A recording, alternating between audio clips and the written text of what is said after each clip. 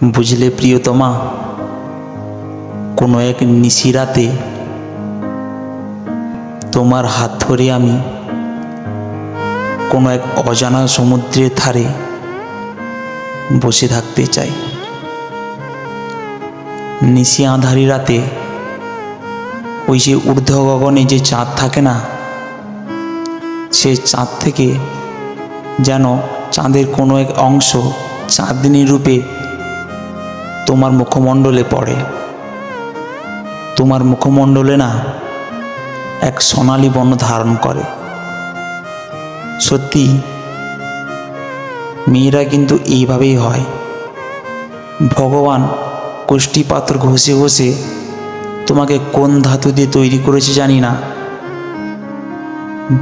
যাতে তুমি সবার মন জয় করো। আমার নিজের মনই আমি তোমার কাছে বিলিয়ে দিয়েছি। তুমি যে কোনো কারোর মন চুরি করতে পারো, এটা তোমার গঠন।